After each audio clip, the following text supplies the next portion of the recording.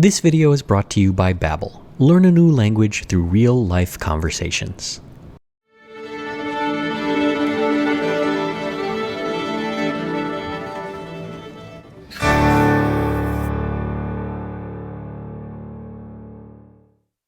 Upon first glance, this landscape painting by the Swedish painter Alfred Jansson doesn't appear to be all that problematic. Take a closer look and we can see right off the bat that there's quite a large hole in the foreground that needs to be addressed. In addition, the paint layer has a goopy brown substance all over the surface. There are chips and nicks throughout, and in the recesses of the impasto, we can see the old varnish that was never properly removed. It has pooled and darkened over time. In addition, though it's hard to see, the canvas is very heavily distorted. It has bowed and rippled and warped over time, and this is problematic because it catches the light and it makes it hard to see the actual painting, or the forest for the trees, if you will. And as we take a closer look, we can start to see some of those distortions a little bit clearer, but there is one way that we can see them very prominently, and that's not with regular visible light. That's with raking light, from the side or the bottom. And right off the bat, we can start to see just how distorted this canvas really is. And these are not only visual intrusions, but they put the structure of the painting at risk. These become brittle, and then over time they'll crack, and the painting will start to fall apart. Now, I know a little bit about Jansson by way of working on his paintings, but the best way to learn about him and his theory about art is to speak his language and be able to read his writings. And that's where Babbel comes in. Babbel teaches real-world conversations and prepares you to have practical conversations about everything from travel to business, relationships, and even artwork. It's pretty simple. Fire up your smartphone, add in a couple of parameters about yourself, how much time you have, what you'd like to get out of the language learning process, and there you go. Babbel will start you right off. What's even better is that you can set goals for yourself so that you can guide your learning process. You can choose how proficient you want to be, how much time you have, and then Babbel will put together a lesson plan that allows you to have a little bit of flexibility to learn wherever it's comfortable and easiest for you. So when you're ready to prepare for that vacation, connect with loved ones, or just challenge yourself, head over to Babbel, where you can get 60% off on your subscription by clicking the link below. Jag tror jag fick det. Jag tror inte det. All right, so after we know that Julian can't speak Swedish and Kit can, we can turn our attention back to the painting. And the first thing that we have to do is separate the painting from the frame. Now, this painting has been bonded into this frame with adhesive paper. Framers often do this to make things tidy, but ultimately this is just a pain in the neck to have to peel back all of this paper tape that is glued down to the frame and to the stretcher support. I wish they wouldn't do this, and if any framer is listening, oh, please stop doing this. Luckily, this is very deteriorated, and they just did it on top of the old paper, so it comes right off. I have to pull out these little offset clips, which I'm thankful for. That's a good thing, framers. Keep doing that instead of using nails or staples. But just maybe ease up on the paper. Now, the last time this painting was worked on, somebody thought that in addition to the tacks that were there, some staples would be beneficial. I don't understand why, because they're not. But I have to get rid of both because this painting needs to come off of the stretcher support. So I will pull all of these tacks and staples out, and once I've done that, I can flip the painting over and start removing it from the stretcher support. Luckily, it's not glued down or anything, so it does come off fairly easily. A little palette knife slid in between makes sure that there isn't anything binding and that it doesn't come up when I pull the stretcher off. Now, this painting was lined in the past, probably to address the hole and the other tears, but this lining doesn't look to have been very good. You can see that the glue is, well, it's not really glue at this point. This is rabbit skin glue, and in theory, it should have stuck, but in reality, it didn't.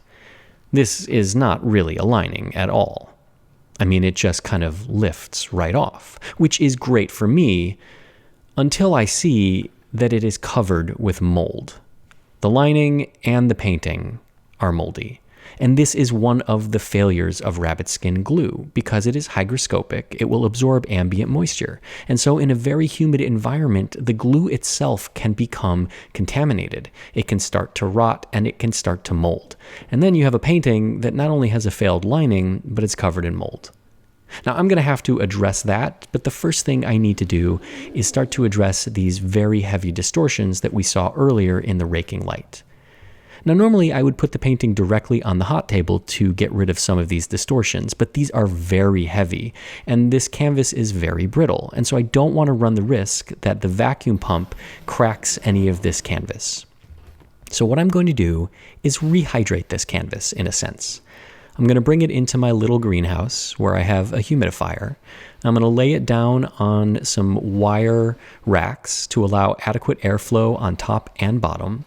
And then I'm going to start introducing moisture by way of humidity. I'm going to turn it up pretty high because I want a very, very damp environment. And I'm going to keep an eye on it because I want to control how long this painting is exposed to this humidity. I'll seal up this little tent and then I'll let it be and see how it goes. After a few minutes in the tent, it doesn't take long in such a humid environment. I can come and remove the painting. Again, I don't want this to be wet. I just want the glue to soften up and the canvas to soften up as well. I want it to be more pliable for the next step. Remember, I don't want this to be too brittle such that the stress of the vacuum pump on the canvas causes it to crack or otherwise be compromised. That would be solving one problem and creating another, and I like to not do that. Now I am going to take this painting and I'm going to transfer it to the hot table. But remember, there is rabbit skin glue all over the back. And if I put this directly on the absorbent cotton blotter paper, well, I'm going to glue this canvas down to the paper. I would say ask me how I know, but you folks already know that I have glued a painting to the blotter paper before, and that's how I know not to do that. I'm using a nylon release film in between the paper. That's that kind of turquoise layer. It is permeable, so it allows moisture and air to pass through it, but it is also non-stick, so the rabbit skin glue won't bond to it and will allow me to remove the painting from the nylon and from the cotton blotter paper without any adhesion, which is really critical because I really, really, really don't want to glue this painting down to the paper. Now I am slowly drawing out all of the pressure. At times I will draw out the air very quickly, but here I want to do it very slowly and very controlled, just to gently relax that canvas down.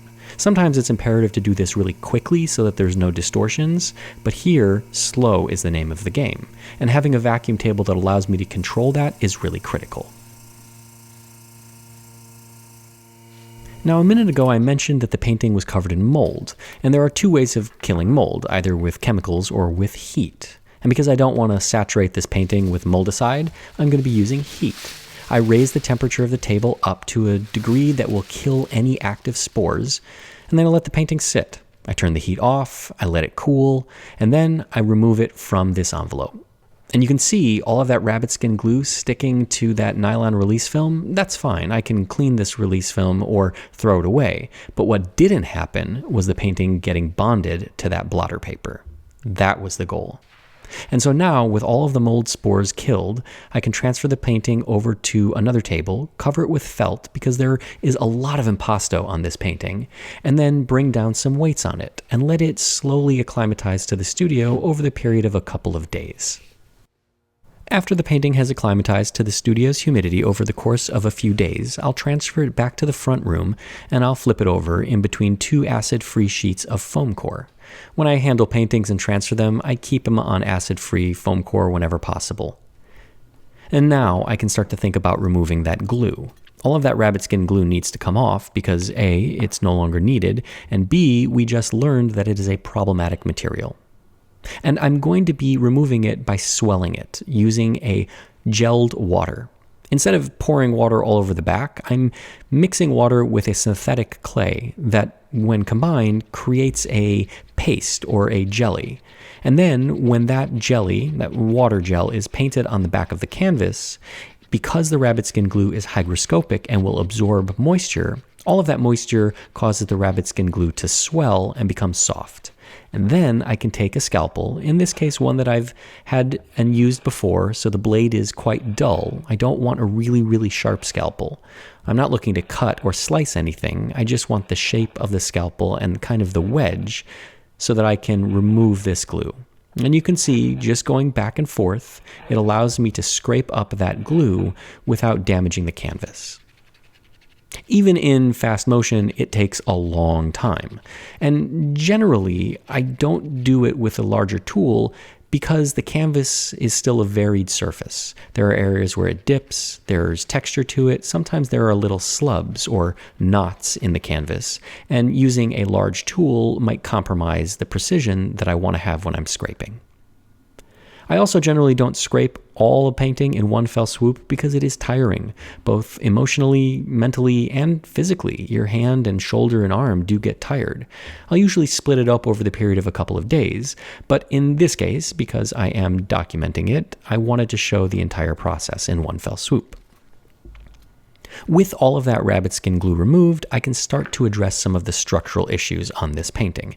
And remember, there was a pretty big hole. Now, I'm going to be using a technique called bridging, which is whereby I take strands of Belgian linen that I'm cutting off here, and I will lay them perpendicularly across that tear, hole, or other compromise. First, I dip them in an adhesive, holding them with the tweezers. I'll remove some of that adhesive on the edge of the container, and then, using a dental tool, I will lay them down across this gap, or in this case, hole. And what these are going to do is act like sutures. They're going to hold this piece of canvas in place and provide it with some structural integrity. Now, they are very thin and very small, and you might be thinking, how is that going to hold all of this together? Why not put a patch on the back? Well, I don't put patches on the back of canvases. There's a lot of reasons that we won't do that. Number one, they're excessive, and we like to be as lightweight as possible, to be minimally invasive.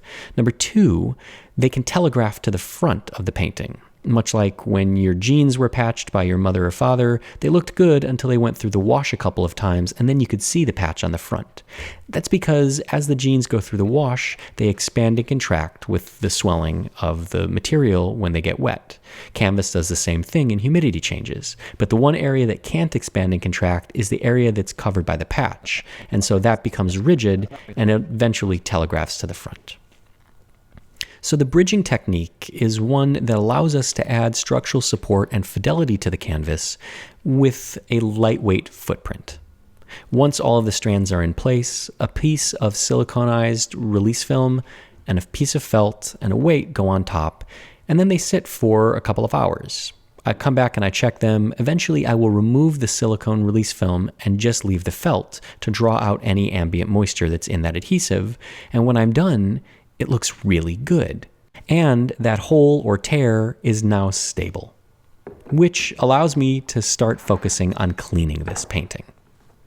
Now, I made some tests on this painting, as I do with every painting, before I start work to learn a little bit about what's on the surface, the accumulated grime, any particulate, and the varnish. And in this case, the painting does not have any accumulated surface grime. It was worked on not too long ago, and you can see the varnish layer isn't terribly dirty, but what we do have is a lot of overpaint. And in this corner, you can see all of that blue coming up and revealing those white areas. Well, that's fill-in medium, and the blue is overpaint. So I need to remove all of that so that I can reveal the artist's true colors. Once I have removed all of this varnish and as much of the overpaint as I think is safe to remove with solvents, I can come back with my scalpel and start removing some of this fill-in medium. And you can see it comes off pretty easily. It swells a little bit with exposure to the solvent, but it's also not that brittle, so when I scrape it off, it comes off pretty easily. Now, in this case, underneath this fill-in medium, the white stuff, you can see some yellow stuff, and that's wax, which was probably done at an earlier point to stabilize the painting. That's going to need to come out too, because wax is not a good medium for stabilization. As I begin to clean this painting, I can start to see just how much overpaint is on it, and just how much fill-in is all over the painting. When we fill in a painting, we just want to fill in the areas of missing paint, not on top of the original paint. And in this case, as I remove some of this fill-in, you can see that there's original paint that was simply covered up. Probably because it was easier, I guess. But that's not an excuse for bad work. Easy is not an excuse for anything. You do it the right way or you don't do it at all. And throughout the painting, I have to remove all of these areas of excessive fill-in. And luckily, I can reveal the original paint underneath. It makes me frustrated and upset that this is how people practice conservation, sloppily and doing it with the path of least resistance because it's easiest for them. Another thing that I have to do that wasn't done during this last conservation is remove all of the varnish. And that's not just on the surface of the paint where it's easy, but that's in all of the nooks and crannies where the impasto is, and that varnish has settled and discolored. So I go with a dental tool and painstakingly scrape all of that old varnish out of all of the texture of the paint. This is something that I really, really dislike doing, partially because I shouldn't have to do this. This should have been done during the last conservation attempt, but so it goes. This painting had a lining previously, and it was probably to address the tears and holes that I bridged, but also because the tacking edge had failed or was compromised. But I'm not going to line this painting. It's not necessary. Unfortunately, the tacking edge has separated and in some cases was completely lost, so I do need to add some structural support so that I can stretch it to the stretcher. And I'm doing what's called an edge lining or a strip lining. And that's a process whereby we add canvas just to the tacking edge so that we have more fidelity. And it begins with an adhesive film strip that is bonded to the painting with an iron. It doesn't take a lot of heat, but once it melts onto the surface of the canvas, I can peel off the release film, and then I can lay the strip lining material down on the canvas and start to prepare it. I've frayed the edge of the Belgian linen strip lining so that A, it has more surface area to bond with the adhesive, giving a better and stronger bond, and also B, because I don't want a crisp line. The frayed edge is a soft line, so it ensures that that edge where the new canvas ends and the old canvas begins doesn't telegraph to the front of the painting. Because of course I am overlapping into the field of the painting just a little bit, by maybe 1/4 of an inch, so that this tacking edge has even more fidelity. The name of the game here is creating something that's really strong, so that all of the weight and tension is transferred away from the original weak canvas to this new canvas. And I'll overlap it in the corners to make sure that the area that's under the highest tension, the corner where the stretcher bar will be keyed out, has a double layer of canvas. This is really important to me. I've seen people cut these joints on a 45-degree miter, but that seems weak to me, and it seems like a place of failure. But by trimming it just to fit and overlapping it, making sure that there are 2 layers of new Belgian linen right at the corner, I feel that that provides more fidelity and it's not going to tear through or otherwise become weakened. And that's the goal of this procedure, to add as much strength as possible. With the strip lining complete, I can begin the process of tacking the painting to the stretcher. In this case, I decided to reuse the stretcher. It's not original. It was replaced in the past, probably during the last conservation, and it's not a great stretcher, but it is adequate. And the client didn't have the budget for a new stretcher, so we decided to reuse this one. I am a proponent of reusing the original stretcher whenever I can. If it's broken, we can fix it. It's wood. If it's a little undersized, we can build it up. It's wood. But throwing it away is a very drastic step that can't be undone, so I'm not a big fan of it. Now, occasionally, we do have to replace the stretcher because it's just too far gone, or because it's not adequately providing support, and in that case, I like to use the highest quality stretcher that I can get, and I have them custom built for the painting. I don't use anything that's off the shelf. I think that there are better solutions. The stretching process is one that's relatively straightforward and simple. I start by tacking the center of each edge and pulling it taut. That creates a diamond in the center of the painting where there is adequate tension. And then, using my pulling pliers, I'll move from the center out to each one of the corners, pulling with even pressure until I reach the end. Once I've gotten all of the edges tacked, I'll remove these little nails that go through the back, which hold the stretcher square and keep it from distorting while I'm handling it. And I'll trim off the canvas and then start cleaning up the back. I have seen conservators cut off the excess canvas or glue it down. I don't prefer to do that. I think it's unnecessary to cut it or glue it. So I use smaller tacks and I fold it over and just tack it on the back. I have had many debates about whether this provides any actual structural integrity, and I don't really care. I like the way it looks, and this is my studio, and that's important to me. So take it or leave it. I also like to make sure that those corners are really nicely tucked, and I know it looks really attractive, but it also makes sure that as I key out the stretcher here, those corners don't open up and the canvas doesn't become weakened. Those are the areas that usually fail first, and if I can do something now that prevents that in the future, why not? In addition, I will drill holes in the keys and bind them with a little bit of fishing line and a tack. This is also to prevent problems in the future. If these come loose and they fall between the canvas and the stretcher bar, they could create a dent or a bulge in the painting, and that's nothing that I want. With the painting secure on the stretcher, I can start thinking about filling in the losses that I discovered during the cleaning process when I removed that excessive overpaint. I'm using a putty here, and I'm going to apply it kind of excessively throughout the areas that need the fill-in. And I'm doing this because I want to make sure that I get all of those areas and fill them all in. And I will come back and remove this. You folks know that. But filling it in, kind of not worrying about the exact details right now, is not problematic, and it makes the process a little bit more fluid. I'm going to go ahead and try to add some texture with my palette knife so that the fill-in medium isn't smooth, that it kind of resembles the natural paint surface. And as it dries, I'll come back with a silicone spatula and I'll, again, just add some more texture. There's not any right or wrong way to do this. You can do it when it's dry with a scalpel or dental tools. You can do it when it's wet. You can press canvas into it, or you can use siliconized molds. Really doesn't matter, but what we're looking for is a surface that better matches the original impasto, the textural buildup of paint. Because even if our color matching is great, if the surface doesn't match, well, you'll see it, and that would be problematic.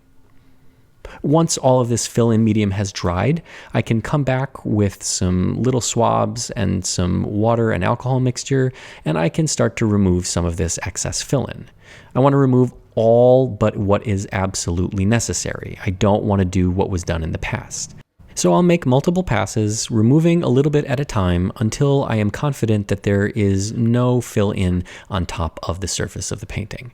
I can use swabs, dental tools, or a scalpel, whatever's necessary. And then it's time for retouching. This painting did not have a ton of loss, and one of the nice things about working on a painting that's as busy and impressionist as this is that the retouching is actually really easy, and I kind of look forward to it. I look forward to almost all the retouching, but sometimes it's really difficult and stressful. But in this case, it's actually pretty straightforward and pretty easy. There is a lot of color, there's a lot of texture, so there's a lot of margin of error, so to speak. Your retouching can be a little bit looser, and you can get away with not having to match every color perfectly and precisely because your eye is going to pass right over this. It's kind of just camouflage it in, make it look right, and your eye and brain will process it as normal. So you can see it's not terribly difficult. It's kind of fun mixing all these colors, laying them down, squinting my eyes a little bit to try to see how the painting looks with this retouching added, to see if it flows. And I'm not looking to try to recreate a nose or a raspberry or part of a hand. I'm just looking to make this area where there was a hole and damage disappear so that you can see the forest, not the trees. You get it? And see what I did there? Yeah.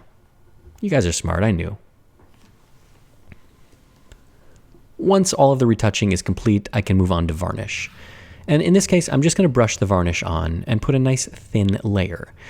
And I don't want a very thick layer. I don't want it to be goopy. I don't want it to fill in all of those little areas of impasto. I just want to cover the surface with a thin layer of varnish and then leave it be.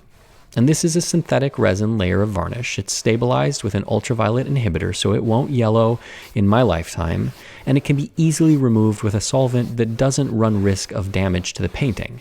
So this is kind of future-proof, and it will make the next conservator's life that much easier. At least, I hope so, because having gone through what I went through, nobody deserves that. And with all the work done, here is the painting. Actually, it kind of looks like it did before.